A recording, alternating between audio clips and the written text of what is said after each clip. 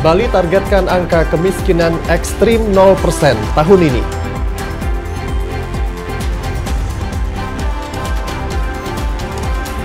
Diduga love scamming, 7 warga negara asing ditangkap imigrasi.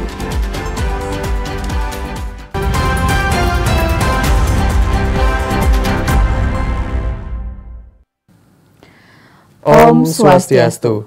Saudara, dua topik utama tadi dan sejumlah informasi penting serta menarik lainnya telah kami siapkan dalam Bali hari ini. Bersama saya Henry Balaprada. Dan saya Jayantari, inilah Bali hari ini selengkapnya.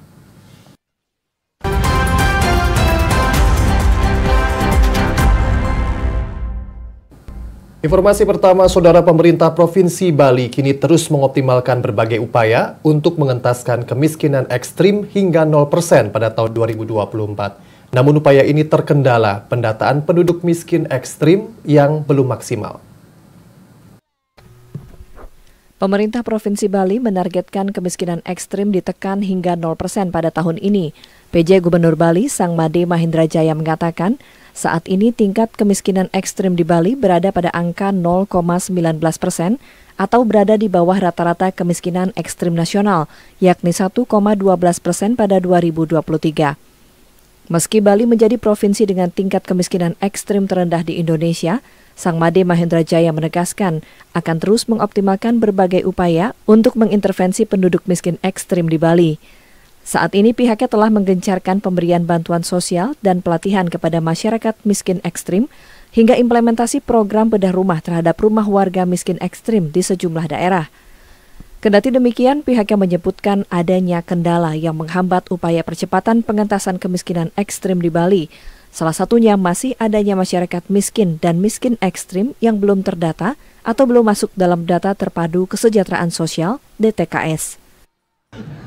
Tentu kita ingin 0,19 itu angka bagi kita juga cukup tinggi. Ya, kita sekarang mencari bukan kantong-kantong kemiskinan, tetapi lebih kepada kerak-kerak. Kita ingin berpartisipasi semua pihak, paling tidak informasikan di mana ada tempat untuk memvalidasi data, biar kita bisa mengintervensi dengan cepat untuk menyelesaikan persoalan tersebut. Kita targetnya 2024 ini tuntas.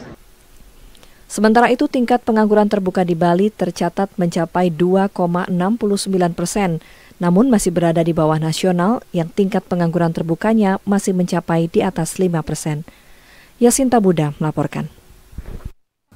7 warga Nigeria ditangkap petugas imigrasi dan pasar karena melanggar izin tinggal. Diduga para pelaku melakukan aksi love scamming dengan korban di luar negeri. Menindaklanjuti laporan dari masyarakat terkait adanya warga negara asing yang diduga sudah tidak memiliki izin tinggal, Kantor Imigrasi Kelas 1 TPI Denpasar menerjunkan tim untuk melakukan pengecekan di lapangan. Tim intelijen Kantor Imigrasi Kelas 1 TPI Denpasar bersinergi dengan personil Badan Intelijen Negara, personil Badan Intelijen Strategis TNI, dan personil Intelkam Polda Bali menuju ke sebuah rumah kos di Jalan Kusuma Bangsa nomor 37 Kota Denpasar. Yakni 3 orang WNA pemegang izin tinggal yang telah berakhir masa berlakunya dan 4 WNA tidak dapat memperlihatkan dan menyerahkan dokumen perjalanan atau izin tinggal yang dimilikinya. Keempat orang WNA tersebut juga tidak kooperatif dan berusaha melawan petugas serta berusaha melarikan diri sehingga langsung dilakukan pengejaran dan tertangkap. Selanjutnya 3 orang WNA tersebut dibawa ke kantor imigrasi kelas 1 TPI Denpasar dan 1 orang dibawa ke rumah sakit karena cedera saat melompat dari lantai 3 karena berusaha kabur. Dalam keterangannya pada Jumat siang, Kepala Kantor Imigrasi Denpasar, Rida Sahputra menjelaskan, para pelaku diduga kuat melakukan aksi love scamming dengan korban di luar negeri. Sejumlah paspor, telepon seluler, dan laptop diamankan petugas sebagai barang bukti dan akan diselidiki lebih jauh. Karena yang pemegang kitas 3 orang, kita masih lakukan pendalaman lebih lanjut terkait kegiatannya. Sementara yang overstay ini kami coba analisis beberapa chatting dan file-file yang di laptop, apakah bisa dikategorikan itu love scamming atau cybercrime. Kita masih kerjasama dulu, masih penyelidikan lebih lanjut. Rida Sahputra menegaskan akan menindak tegas setiap pelanggaran keimigrasian yang dilakukan oleh warga negara asing dan akan melakukan deportasi jika diperlukan. Yuda Maruta melaporkan. Dinas Pariwisata Provinsi Bali mengajukan sejumlah usulan untuk penanganan kemacetan di Bali, terutama di daerah kawasan wisata. Hal ini menyusul peningkatan intensitas kunjungan wisatawan ke Bali. Dinas Pariwisata Provinsi Bali mengusulkan kepada Dinas Perhubungan Provinsi Bali untuk menyiagakan petugas di sejumlah titik atau ruas-ruas jalan tertentu sebagai upaya penanganan kemacetan jangka pendek. Hal ini disampaikan dalam diskusi perihal kemacetan dengan sejumlah pelaku pariwisata di Bali. Permasalahan kemacetan hingga kini masih menjadi persoalan yang tengah diupayakan oleh pemerintah Provinsi Bali. Intensitas kunjungan wisatawan ke Pulau Bali tercatat terus meningkat dari waktu ke waktu, bahkan melebihi jumlah kunjungan sebelum pandemi. Maka dari itu, Dinas Pariwisata turut serta dalam memecahkan persoalan tersebut, terutama perihal kemacetan yang kerap terjadi di kawasan wisata yang dapat mempengaruhi citra pariwisata Bali dan kenyamanan wisatawan saat berkunjung ke Bali. Salah satunya adalah bagaimana diusulkan adalah para petugas baik itu dari Dinas Perhubungan Kabupaten Kota yang ada di Bali untuk menempatkan petugasnya pada saat titik-titik tertentu dan termasuk pada waktu tertentu sehingga bisa menguraikan kemacetan. Sementara itu, ia juga menyoroti wacana pembangunan beach club di pinggir pantai di kawasan Sanur. Menurutnya, pembangunan beach club tidak sesuai dengan karakteristik wilayah Sanur sebagai kawasan wisata. Hal ini juga diyakini berpotensi memperparah kemacetan di wilayah Sanur. Yasinta Bude melaporkan. Ngerombo menjadi salah satu semangat yang menjadi landasan pemerintah Provinsi Bali dalam memecahkan berbagai permasalahan sosial. Melalui konsep gotong royong ini, seluruh ASN dan non-ASN di lingkungan Pemprov Bali juga didorong untuk meningkatkan kepedulian terhadap sesama. Semangat ngerombo direalisasikan dalam berbagai program, salah satunya melalui pelaksanaan bakti sosial atau Baksos oleh Badan Kesatuan Bangsa dan Politik Kesbangpol Provinsi Bali. Serangkaian pelaksanaan Bulan Kebangsaan Provinsi Bali pada Jumat pagi. PJ Gubernur Bali Sang Made Mahendra Jaya mengatakan, pelaksanaan bakti sosial dengan konsep ngerombo merupakan momentum berbagi dan peduli terhadap sesama, baik para veteran pejuang kemerdekaan, anak yatim piatu, hingga penyandang disabilitas. Konsep ngerombo merupakan bentuk gotong royong dan kolaborasi yang kini tengah didorong. Menurutnya, ngerombo merupakan salah satu upaya atau solusi yang dilakukan oleh pemerintah Provinsi Bali untuk memecahkan berbagai permasalahan sosial, mulai dari pengentasan kemiskinan, membangun SDM yang unggul, hingga memajukan Bali dalam berbagai aspek.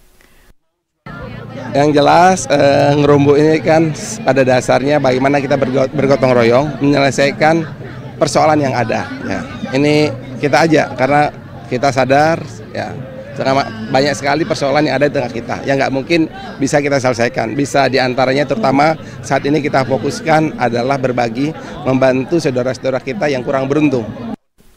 Puluhan pameran kuliner dan UMKM serta kegiatan pembagian kursi roda, kegiatan penyerahan uang sekolah untuk anak yatim piatu, serta donor darah turut meramaikan kegiatan ini. Yasinta Bude melaporkan. Dinas Lingkungan Hidup dan Kebersihan DLHK Kota Denpasar terus menggencarkan sosialisasi pemilihan sampah secara mandiri. Pemilihan sampah secara mandiri dipastikan akan mengurangi penumpukan di tempat pembuangan sampah sementara TPSS maupun di tempat pembuangan sampah akhir TPA. Upaya merubah pola pikir maupun perilaku masyarakat terhadap sampah terus dilakukan oleh pemerintah Kota Denpasar. Pemilihan sampah secara mandiri dinilai merupakan salah satu cara tepat untuk merubah perilaku masyarakat dalam pengelolaan sampah. Kepala UPTD Pengolahan Sampah DLHK Kota Denpasar, Victor Andika Putra mengatakan, program pemilihan sampah secara mandiri akan diluncurkan mulai 1 Oktober mendatang. Diharapkan pola pikir dan perilaku masyarakat dalam penanganan sampah harus sudah mulai berubah. 1 Oktober 2024 kita gaungkan dan adalah start awal, kick off dari Perda 28/2023 tersebut. Jadi kita pengen masyarakat sudah mulai sadar, mulai memilah sampah, kemudian merubah mindset karena mindset pembuangan sampah dulu adalah kumpul angkut buang. Tapi sekarang hal tersebut sudah tidak sesuai lagi mengingat mungkin kita melihat TPA kita seperti apa, TPA Sugeng, karena kalau sampai itu penuh kita mau buang kemana, itu juga harus mulai kita pikirkan. Pemerintah Kota Denpasar saat ini telah membangun 200 pengolahan sampah organik modern secara mandiri yang ditempatkan di rumah maupun balai banjar. Pembangunan pengolahan sampah ini akan terus dilanjutkan di masa mendatang. Haris Zulprima melaporkan. Sementara itu, penilaian eko-inovasi menjadi sangat penting karena dapat mendorong peningkatan efisiensi biaya dalam produksi, penunjang maupun dalam biaya pengelolaan limbah. Oleh sebab itu, eko-inovasi kini menjadi pembeda perusahaan yang memang benar-benar unggul dalam menunjukkan komitmen ketaatannya terhadap lingkungan.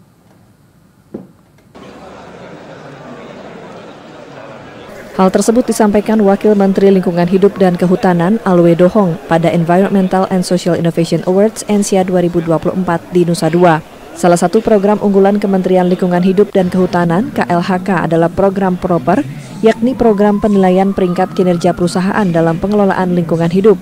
Program ini telah bersinergi dengan ENSIA yang merupakan program yang memberikan apresiasi berupa penghargaan kepada pelaku usaha di Indonesia yang memiliki inovasi di bidang lingkungan dan sosial yang diselenggarakan sejak tahun 2022. Penilaian ENSIA menginspirasi pelaku usaha untuk melakukan inovasi. Berkaitan dengan PROPER, ENSIA dapat menunjang perolehan nilai untuk PROPER hijau, yaitu dalam dokumen ringkasan kinerja pengelolaan lingkungan DRKPL pada penilaian penghargaan tingkat nasional. Selain itu, penghargaan terhadap Local Hero serta memotivasi Local Hero dalam mengembangkan inovasi sosial secara berkelanjutan.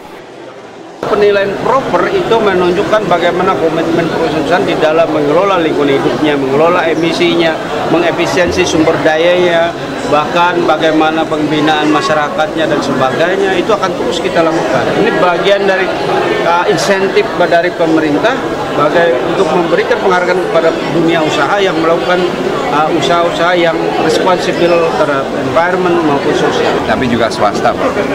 Karena ya, PROPER itu dinilai tidak hanya untuk BUMN. Termasuk yang ikut saat tahun ini ya Pak, ya juga iya, Pak. Swasta juga swasta ya? Banyak sekali Pak. Jadi ini ada tambang nikel, kemudian ada tambang batu bara, kemudian ada klien-klien yang lain, sawit. Kalau industri pariwisata sendiri belum ada? Pariwisata ada yang ikut juga ya? Sudah, tapi belum lolos. Oh, oke. Kami ingin melakukan papernya sudah masuk Pak. Tapi untuk ikut mendapatkan penghargaan dilakukan seleksi ketat dan inisiatif-inisiatifnya dirasa kurang optimal dibandingkan potensi yang lain. Joby Triananda juga mengatakan, dalam mendukung net zero emission, perhitungan carbon footprint yang telah dihasilkan dari penyelenggaraan ENSIA tahun ini, serta melakukan carbon offset dengan membeli sertifikat pengurangan emisi di Bursa Karbon Indonesia mencapai 525 ton emisi karbon. Yuda Maruta melaporkan. Saudara, Polda Bali resmi dipimpin oleh Irjen Pol Daniel Aditya Jaya menggantikan Irjen Pol Purnawirawan Ida Bagus KD Putra Narendra yang memasuki masa pensiun. Kepada Kapolda baru, Irjen Pol Purnawirawan Ida Bagus KD Putra Narendra menyatakan perlunya sinergitas untuk menjaga stabilitas Kamtibmas.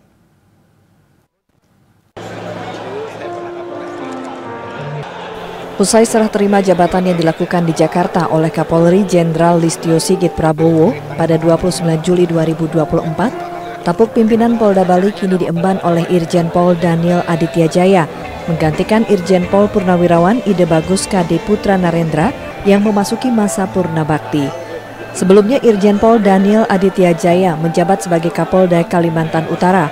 Setelah kedatangannya disambut di Mapolda Bali, kedua Jenderal Bintang 2 ini selanjutnya menggelar acara kenal pamit di Sanur Denpasar Kamis malam. Acara yang dikemas cukup megah ini juga dihadiri jajaran Forkopimda Bali serta Bupati Wali Kota Sebali.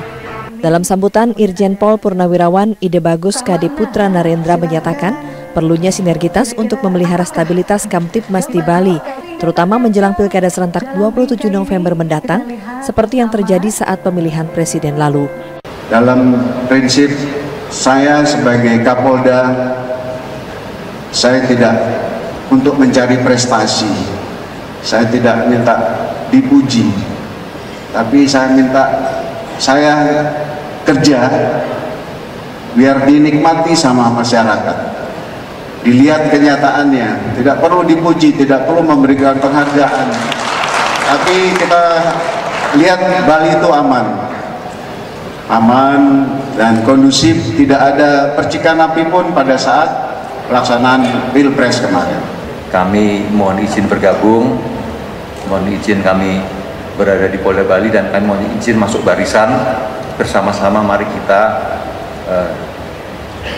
membangun Bali, ya, bagaimana dalam tugas pokok kami bagaimana kita menciptakan Bali yang indah ini menjadi aman, karena keamanan itu adalah modal yang pertama dan utama.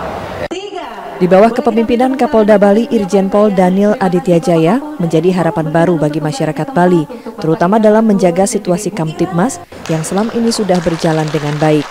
Terlebih, Bali akan menyongsong Pesta Demokrasi Pilkada Serentak 2024 yang pastinya membutuhkan kebijakan dan tenaga ekstra dalam menjaga situasi Kamtibmas Bali agar tetap aman dan kondusif. Yuda Maruta melaporkan. KPU RI mulai siapkan aturan teknis penyiapan logistik jelang Pilkada 2024. Informasi selengkapnya sesaat lagi, tetaplah bersama kami dalam Bali hari ini. TVRI Bali, media pemersatu bangsa.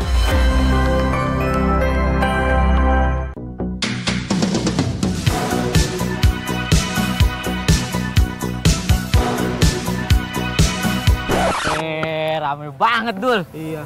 Tuh, ada yang olahraga. Iya. Nah, itu jogging tuh. Wih, ada yang latihan deh. Ngelukis, ada yang ngelukis, Man. Mana? Dul, coba dulu kita nggak bersatu. Nggak bisa nih kayak gini. Iya juga ya.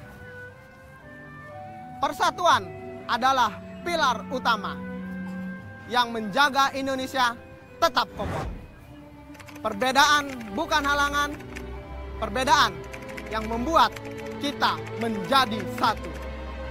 Karena kita Indonesia.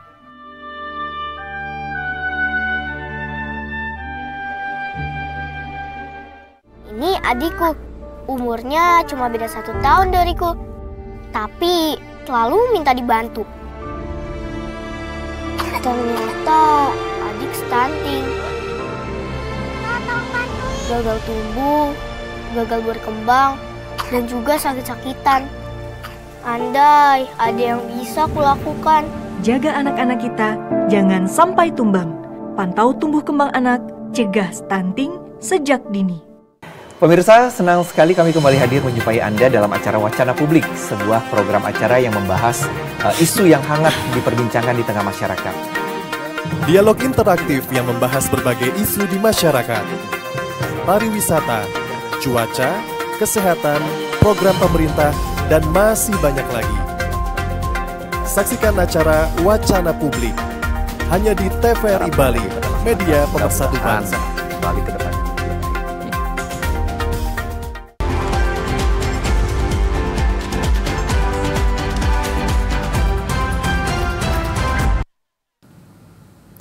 Mengawali informasi Pilkada, Saudara, KPU RI menyatakan terus melakukan sejumlah persiapan jelang pelaksanaan Pilkada Serentak tahun 2024. Salah satunya yakni penyiapan logistik termasuk persiapan pendaftaran calon kepala daerah diusung partai politik yang dinilai menjadi tahapan paling krusial dalam Pilkada Serentak ini. Menyiapkan beberapa Ketua KPU RI Muhammad Afifuddin di Nusa Dua menerangkan, pihaknya kini berada pada tahapan persiapan PKPU berkaitan dengan logistik dan waktu yang cukup sempit. Untuk itu KPU RI terus melakukan upaya guna mempercepat proses penyiapan PKPU dengan konsultasi langsung di DPR sehingga PKPU logistik dapat segera terbit. Menurutnya aturan teknis ini sangat penting untuk diterbitkan dan menjadi bahan evaluasi terkait persiapan logistik hingga distribusi dari pilkada sebelumnya. Selain menyiapkan PKPU logistik, KPU RI juga sedang menyiapkan tahapan persiapan pendaftaran calon kepala daerah yang diusung partai politik. Tahapan pendaftaran ini dinilai menjadi yang paling krusial dalam Pilkada Serentak 2024 dan akan menyita banyak perhatian. Kalau kita lihat tahapan pemilu, maka kita sekarang sebenarnya pada tahapan menyiapkan beberapa PKPU kita berkaitan dengan logistik. Nah, ini sudah agak mepet nih, persiapan logistik. Ini yang dulu tantangannya juga besar. terutama di daerah-daerah terjauh, pengirimannya dan seterusnya. Kami sedang mempercepat proses bagaimana bisa konsultasi di DPR, sehingga PKPU yang mengatur soal logistik bisa segera terbit. Setelah proses verifikasi faktual calon perseorangan atau independen selesai, KPU akan membuka pendaftaran bagi calon dari partai politik pada 27 hingga 29 Agustus 2024. Kemudian penetapan pasangan calon pada tanggal 22 September 2024. KPU mencatat sudah ada 23 pasangan calon independen yang telah lolos verifikasi faktual dan memenuhi syarat untuk maju dalam Pilkada Serentak 2024. Sedangkan yang belum memenuhi syarat sebanyak 62 serta 7 yang belum selesai. Selain itu, KPU masih menghadapi sejumlah tantangan lain, yakni sengketa mengenai seleksi penyelenggara di DKPP, 3 perkara sengketa keputusan, dan keterbukaan informasi di PT UN. Indra Wijaya melaporkan. KPU Jembrana menekankan kepada calon kepala daerah untuk membuat visi dan misi yang sesuai dengan rencana pembangunan jangka panjang daerah. Hal ini disampaikan dalam kegiatan sosialisasi peraturan KPU nomor 8 tahun 2024 tentang pencalonan kepala daerah.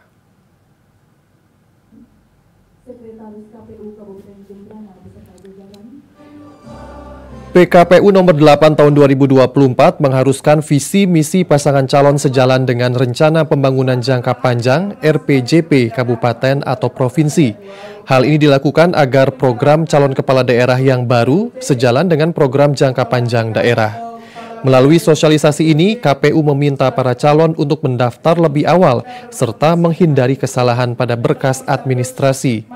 Menurut Ketua KPU Jembrana, Iketut Adi Sanjaya, persyaratan berkas administratif tidak dapat dianggap sepele dan sangat penting dipenuhi untuk dapat berlanjut ke tahap berikutnya. Jabatan diri melaporkan diri dan telah selesai menjalani proses rehab yang terbukti. Apakah calon terpilihnya ini harus mundur karena dia kan belum dilantik? Itu juga tertuang dalam PKPU bahwa baik yang sudah menjadi anggota dewan harus mundur dari jabatannya, kemudian yang belum dilantik masih calon terpilih juga harus mundur. Jadi itu hal-hal baru mungkin ya yang tertuang di dalam PKPU 8 tahun 2024 yang tadi disosialisasikan oleh Ketua Divisi Teknis. Ya. Aturan ini merupakan salah satu produk hukum yang terbentuk dari evaluasi pelaksanaan pilkada lalu yang menemukan sejumlah pasangan calon mendaftar pada batas waktu terakhir. KPU meminta calon kepala daerah untuk mendaftar lebih awal dan menghindari kesalahan. Sosialisasi PKPU ini dihadiri perwakilan partai politik, Bawaslu Jembrana, dan instansi terkait. Kita beralih ke Kabupaten Badung, Saudara. KPU setempat sosialisasikan tahapan pemilihan kepala daerah Pilkada Serentak 2024 kepada penyandang disabilitas. KPU Badung juga memastikan penyediaan tempat pemungutan suara atau TPS yang memberikan kemudahan akses bagi pemilih disabilitas.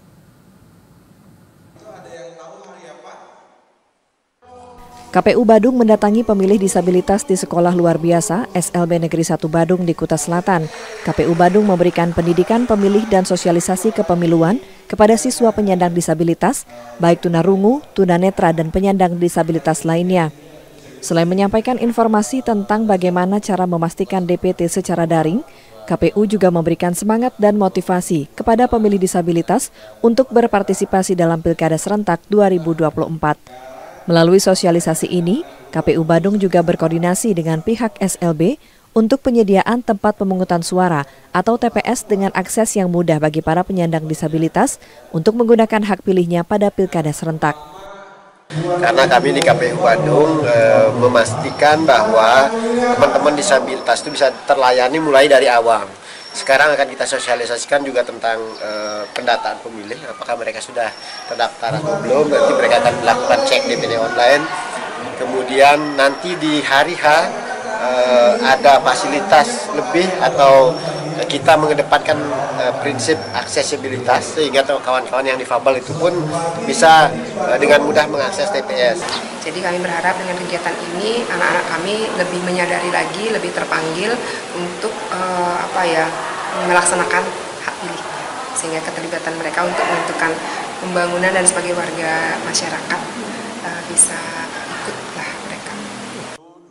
Sementara itu, proses coklit data oleh petugas Pantarlih telah usai dilaksanakan. Dari data penduduk potensial pemilih pemilu DP4 yang diturunkan berjumlah 412.050 pemilih, sebanyak 408.146 pemilih dengan status sesuai, 1.024 pemilih tidak memenuhi syarat atau TMS, 2.880 pemilih dilakukan perbaikan data dan dimutakhirkan, serta 1.338 pemilih merupakan pemilih baru atau pemilih potensial. Saat ini KPU Badung tengah melakukan pengolahan data hasil coklit untuk mendapatkan data daftar pemilih sementara yang sahih. Indra Wijaya melaporkan. Mewujudkan pilkada serentak yang berintegritas, Bawaslu melakukan pemetaan wilayah guna mengetahui kerawanan yang muncul dalam penyelenggaraan pilkada serentak 2024, khususnya di Kabupaten Gianyar.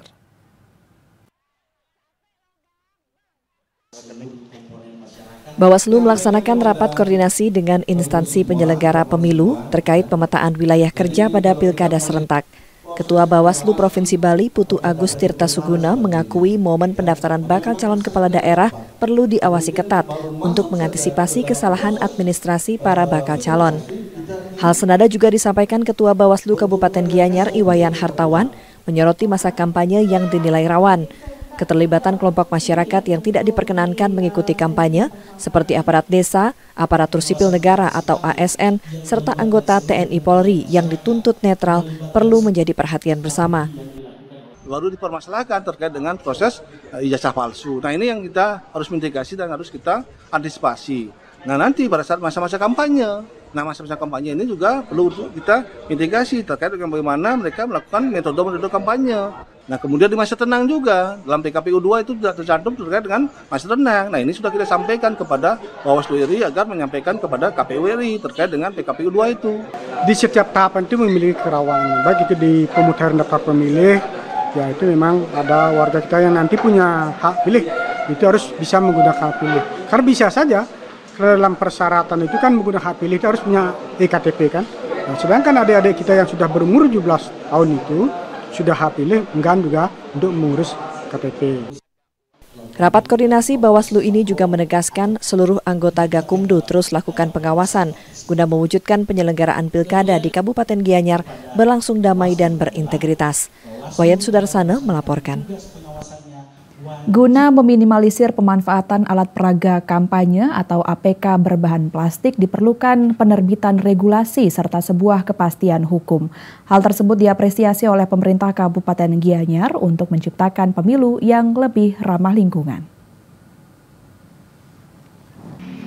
Wacana pengaturan dan pengurangan pemanfaatan alat peraga kampanye atau APK berbahan plastik diapresiasi Bawaslu Kabupaten Gianyar sebagai penyelenggaraan pemilu bersama Satpol PP Pemkab Gianyar. Regulasi yang mengatur pemanfaatan APK dalam pemilu perlu dibuat. Ketua Bawaslu Gianyar, Wayan Hartawan menegaskan penggunaan APK berbahan plastik menimbulkan sampah dan berdampak negatif pada lingkungan. Kasatpol PP Kabupaten Gianyar, Madewata juga menyambut positif gagasan pengurangan APK berbahan plastik di wilayahnya.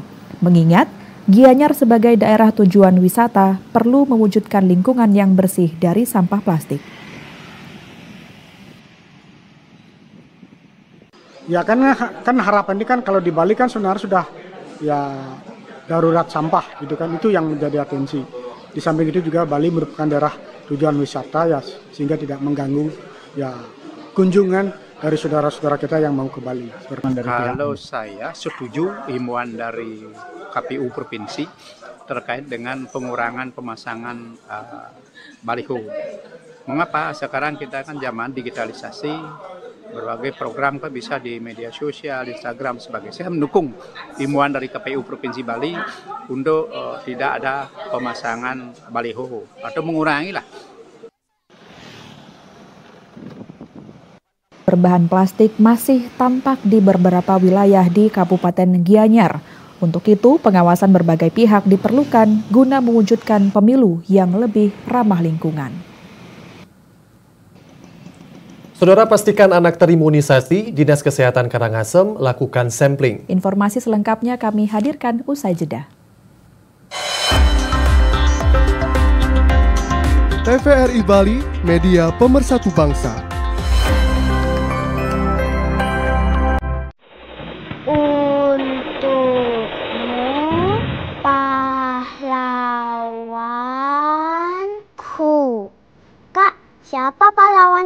kakak. Kalau kakak mengidolakan semua pahlawan kita. Pada masa penjajahan dulu, pahlawan kita mengorbankan nyawanya untuk mempertahankan kemerdekaan. Kalau sekarang, ada nggak sih pahlawan, Kak? Guru kita kan juga pahlawan. Makanya kita harus giat belajar supaya bisa berprestasi. Masa mau jadi pahlawan kemanusiaan?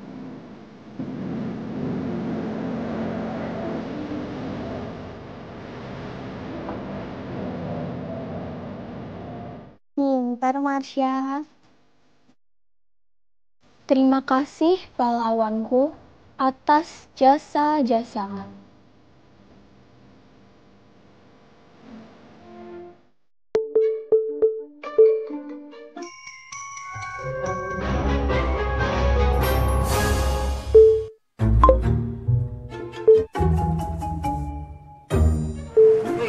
Yang pengarah kita kia, kita kia kaca.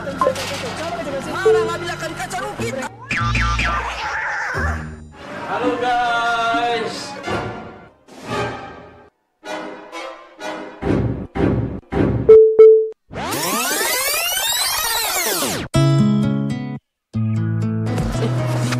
Kenapa? Tidak apa-apa. Sana.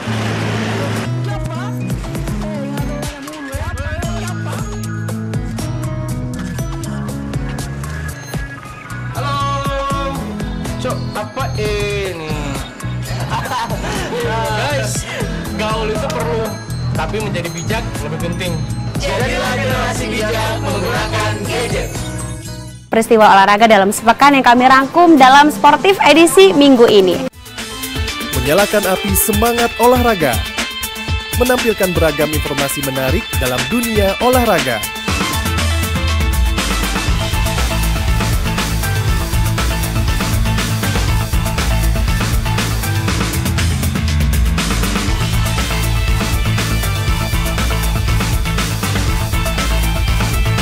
Saksikan selengkapnya dalam acara Sportif setiap minggu pukul 16.30 WITA. Saksikan TVRI Media Pemersatu Bangsa. Sampai jumpa dan salam olahraga.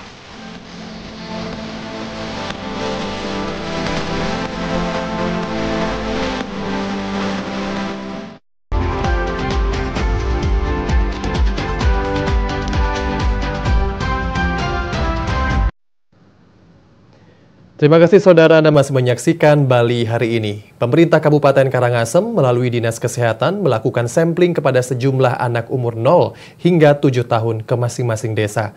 Hal ini dilakukan untuk memastikan seluruh anak telah mendapatkan imunisasi polio.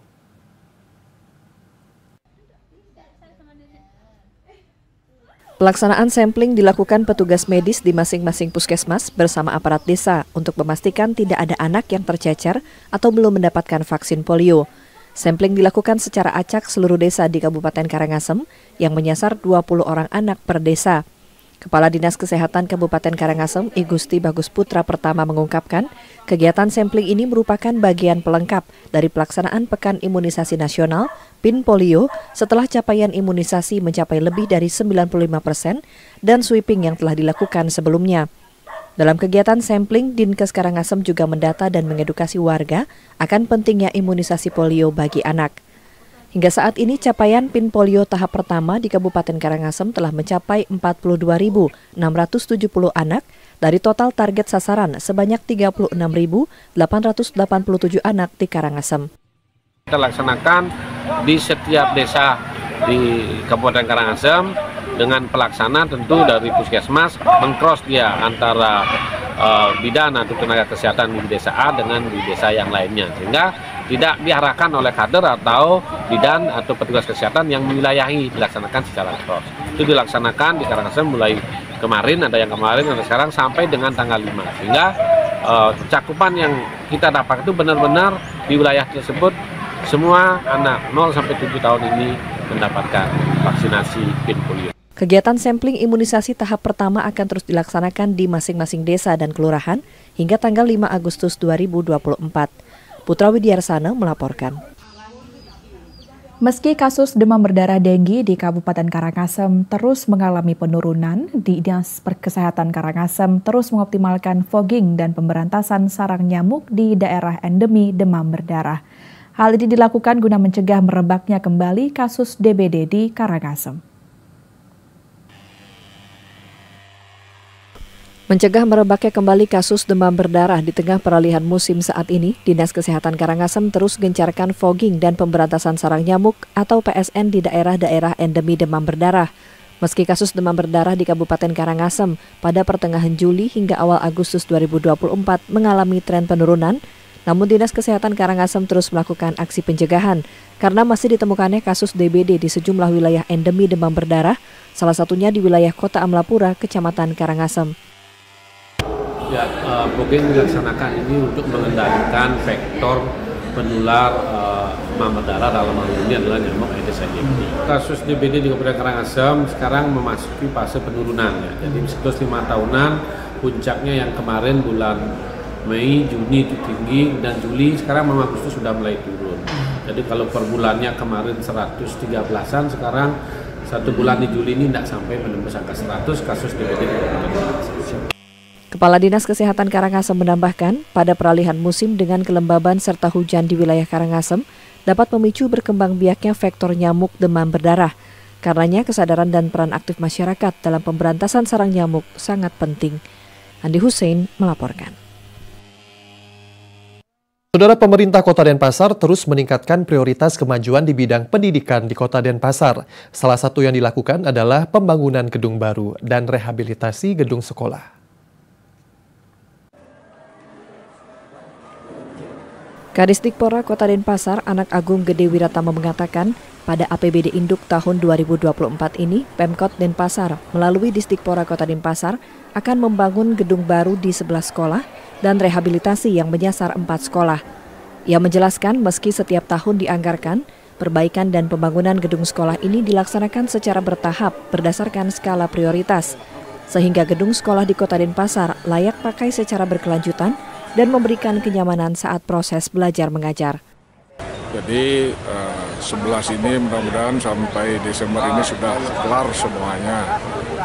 Jadi untuk kedepannya semua sarana prasarana yang skala prioritas itu diperbaiki, baik itu penataan halaman, tembok, penyangkar, dan lain-lainnya kita akan perbaiki dengan memperhatikan skala prioritas daripada kerusakan. Adapun 11 sekolah sasaran pembangunan gedung baru, yakni SDN 11 Sesetan, SDN 12 Sanur, SDN 1 Kesiman, SDN 1 Sanur, SDN 21 Dauhpuri, SDN 23 Danginpuri, SDN 2 Ubung, SDN 3 Kesiman, SDN 5 Panjar, SDN 9 Dauhpuri, dan SDN 9 Peguyangan. Sedangkan 4 sekolah yang akan direhabilitasi, yakni SDN 12 Pemecutan, SMP Negeri 1, SMP Negeri 10, dan TK Pembina Denpasar. Sugiarto melaporkan. Informasi lain, Saudara, Satreskrim Polres Bangli mengamankan KMD tersangka pembunuhan yang terjadi di sebuah kolam pemandian air panas di wilayah Toya Bungkah, Kintamani. Dalam pemeriksaan polisi, pengaku mengaku nekat menghabisi nyawa korban dengan motif emosi di mana istri ketiganya memiliki hubungan dekat dengan korban.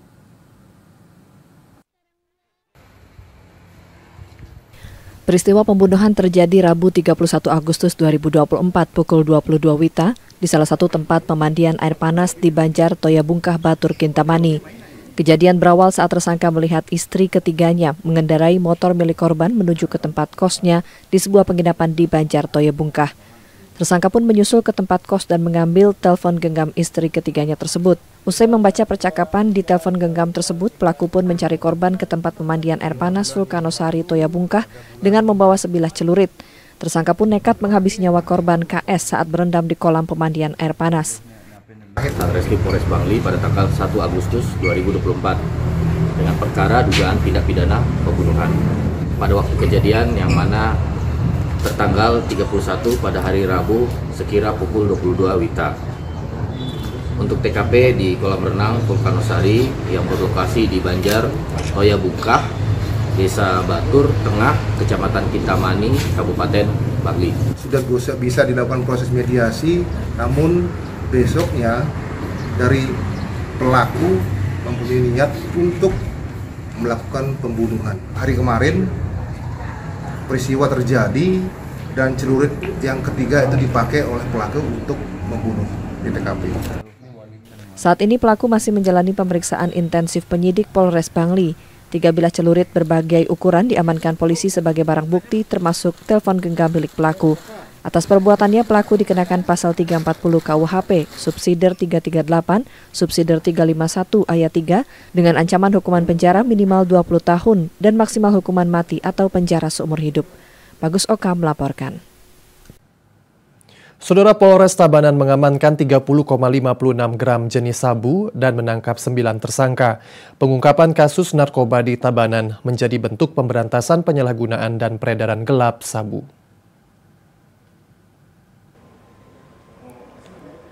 Berantas peredaran gelap dan penyalahgunaan narkotika, Polres Tabanan mengamankan barang bukti jenis sabu sebanyak 128 paket dengan berat 30,56 gram.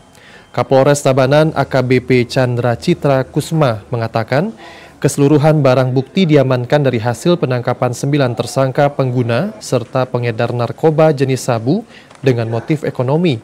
Selain itu, sabu, alat komunikasi seperti telepon genggam, dan alat isap serta bong diamankan pihak kepolisian.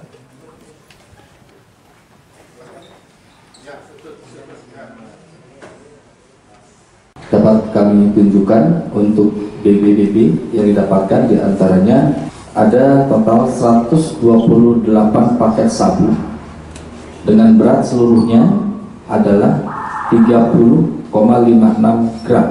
Kemudian handphone untuk komunikasi. Kemudian ada bongnya juga yang digunakan untuk mengkonsumsi narkotika.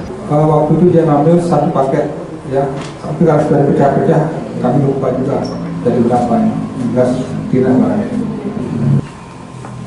Boleh bilang seperti itu, karena barangnya buat ada juga dipakai, sebagian juga untuk dikasih.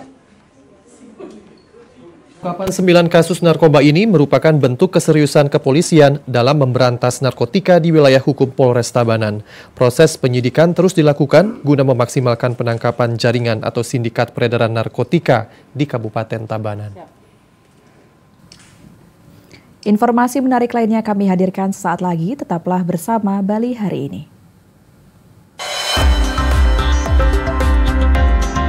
TVRI Bali, media pemersatu bangsa.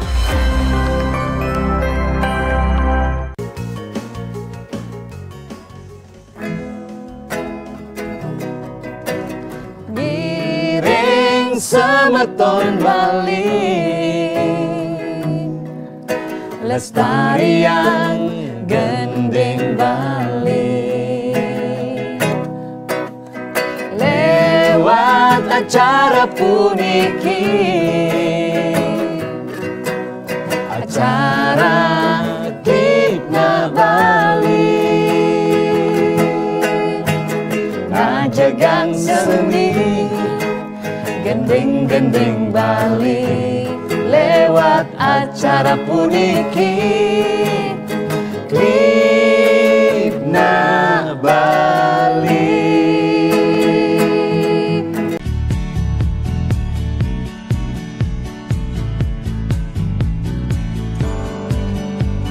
Deteksi kanker payudara bisa dilakukan dengan sadari, yaitu pemeriksaan payudara sendiri. Untuk memeriksa adanya benjolan dilakukan setiap bulan beberapa hari setelah periode menstruasi dimulai pada usia 20 tahun. Selanjutnya, pemeriksaan juga dapat berupa ultrasonografi payudara dan mamografi. Agar terhindar dari kanker payudara, pastikan Anda memiliki pola makan dan pola hidup yang sehat. Konsumsi buah, sayur, kacang, dan biji-bijian sangat baik untuk kurangi risiko kanker payudara. Selain itu, hindari konsumsi alkohol, merokok, stres, dan jangan lupa juga berolahraga secara teratur.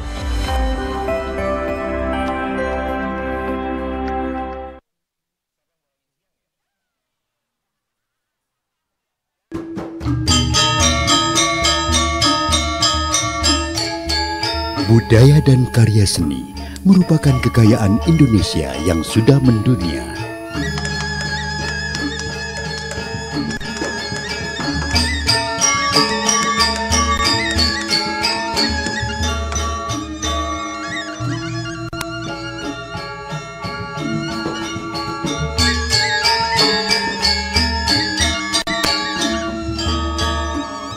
Mewariskan budaya dan karya seni pada generasi penerus merupakan usaha bijak untuk kelestariannya.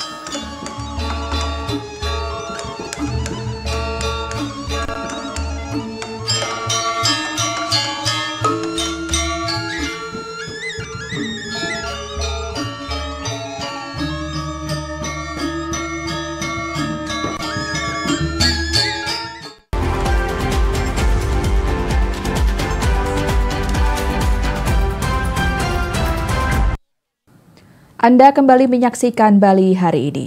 Saudara, ombak tinggi terlihat di sejumlah kawasan pesisir pantai di Kabupaten Karangasem. Selain itu, cuaca buruk juga terjadi di tengah perairan Karangasem yang berisiko bagi keselamatan aktivitas melaut nelayan.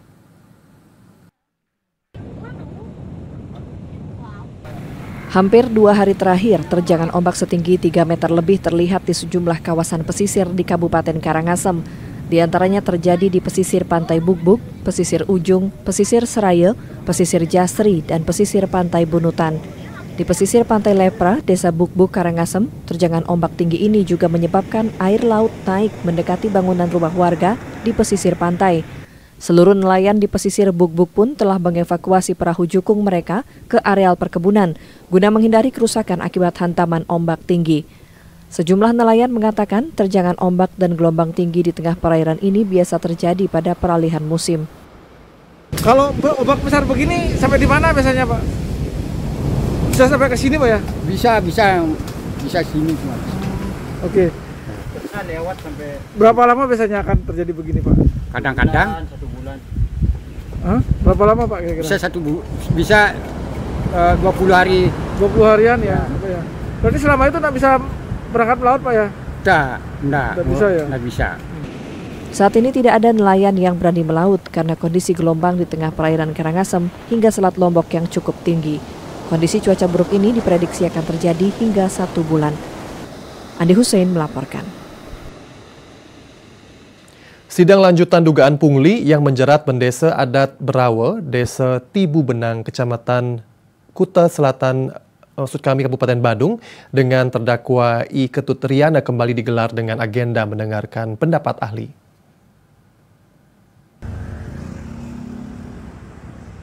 Jaksa penuntut umum menghadirkan ahli hukum pidana Hendri Jayadi yang merupakan Dekan Fakultas Hukum Universitas Kristen Indonesia dan ahli digital forensik Irwan Haryanto. Sebelumnya dalam surat dakwaan JPU di hadapan Majelis Hakim menyebut Riana melakukan upaya pemerasan terhadap saksi Andianto Nahak Temoruk sebesar 10 miliar rupiah. Terdakwa disebut meminta uang dengan dalih untuk berkontribusi pada pembangunan Desa Adat Berawe. Permintaan uang tersebut tidak dibahas dalam paruman rapat Desa Adat Berawe, termasuk perbuatan terdakwa yang telah menerima uang sebelumnya. Kuasa hukum terdakwa IGD Pasek Suardike mengatakan bahwa ahli menyebut gaji dan honor merupakan 2 hal yang berbeda. Gaji diberikan berdasarkan jabatan profesi, sementara honor diberikan atas dasar sebuah kegiatan yang bersifat insidentil. Dirinya menyebutkan Bendesa Adat bukan penyelenggara negara karena yang diterima adalah honor. Tapi dengan penggalian kita yang lebih mendalam kan terungkap juga. Contohnya begini, gaji, tunjangan, dan honor itu berbeda.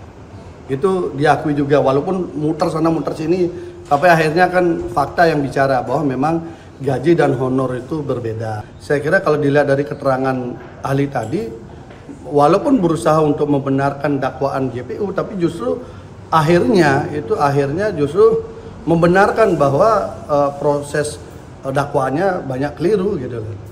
Sidang akan kembali digelar Kamis 8 Agustus 2024 dengan agenda kembali mendengarkan saksi ahli. Gung Nanda melaporkan. Bangunan warung di dalam areal objek wisata Taman Sukesada, Kabupaten Karangasem hangus terbakar pada Kamis malam. Beruntung api dengan cepat berhasil dipadamkan oleh petugas pemadam kebakaran Karangasem sehingga tidak meluas ke bangunan lainnya di kawasan tersebut.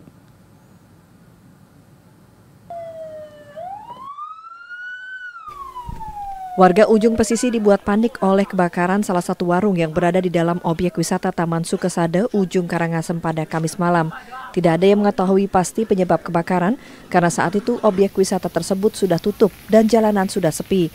Namun warga kampung di sebelah objek wisata tersebut melihat api membesar dan melalap habis bangunan beratap alang-alang tersebut. Petugas pemadam kebakaran yang tiba di lokasi kebakaran langsung bergerak cepat melokalisir api karena dikhawatirkan merembet ke bangunan lainnya yang juga beratap alang-alang, mengingat saat kejadian angin bertiup kencang.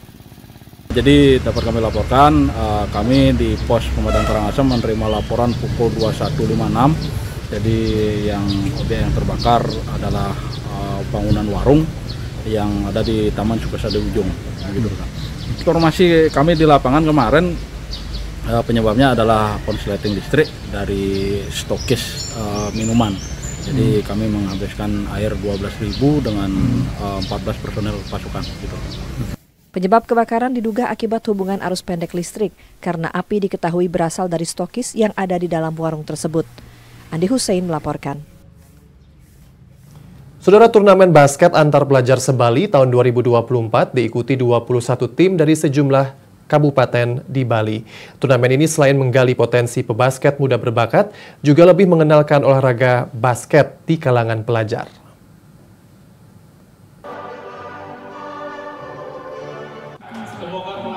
Terus, selatan.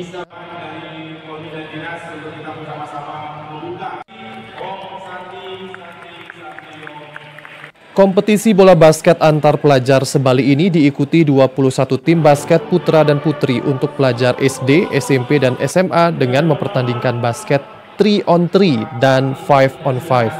Ketua Perbasi Kabupaten Karangasem, Inyoman Pasek Utamayase, mengatakan turnamen bola basket antar pelajar yang digelar untuk kedua kalinya ini untuk lebih mengenalkan olahraga basket di kalangan pelajar. Dengan turnamen ini diharapkan juga akan semakin menggairahkan olahraga bola basket sekaligus menggali potensi pebasket muda berbakat yang nantinya dapat mengharumkan nama daerah, khususnya di Kabupaten Karangasem. Kompetisi ini juga dapat menjadi wadah bagi mereka untuk mengasah kemampuan dan menunjukkan prestasi ke jenjang yang lebih tinggi. Di mana kami mempertandingkan beberapa kategori dari SD, sekolah SD, SMP, dan SMA. Untuk kategori pertandingannya ada 3x3 dan juga 5 lawan 5. Untuk jumlah peserta, Pak? Untuk total jumlah peserta kita dari tingkat SD itu diwakili oleh 7 tim, untuk SMP itu aja 7 tim, dan SMA juga 7 tim ya totalnya. Sekitar 21 tim yang akan bertanding dari tanggal 2 sampai dengan tanggal 4 Agustus 2024. Turnamen bola basket antar pelajar se-Bali tahun 2024 digelar selama 3 hari hingga tanggal 4 Agustus 2024 dengan menggunakan sistem setengah kompetisi. Dan saudara, berikut kami hadirkan informasi perakiraan cuaca untuk tanggal 3 Agustus 2024 yang akan disampaikan Prakirawan BBMKG wilayah 3 Denpasar, Putu Pradiatma Wayudi. Halo pemirsa TVRI Bali, berikut perakiraan cuaca Provinsi Bali yang berlaku pada tanggal 3 Agustus 2024, di mana cuaca secara umum diperkirakan berawan, namun terdapat potensi hujan ringan di Bali bagian tengah. Suhu udara berkisar antara 21 hingga 31 derajat Celcius, di mana arah angin bertiup dari timur hingga tenggara dengan kecepatan maksimum mencapai 30 km per jam. Himbauan kepada masyarakat untuk mewaspadai potensi tinggi gelombang laut yang dapat mencapai 2 meter atau lebih di perairan selatan Bali. Demikian informasi perkiraan cuaca dari BMKG wilayah 3, kami kembalikan ke studio TVRI Bali. Terima kasih. Ya, saudara, demikian Bali hari ini. Siaran TVRI Bali dapat disaksikan melalui aplikasi TVRI Klik dan via satelit Telkom 4. Akhirnya kami mewakili kerabat kerja yang bertugas pamit undur diri. Terima kasih atas perhatian dan kebersamaan Anda. Tetap saksikan TVRI, media pemersatu bangsa. Sampai jumpa. Om Santi Santi Santi Om.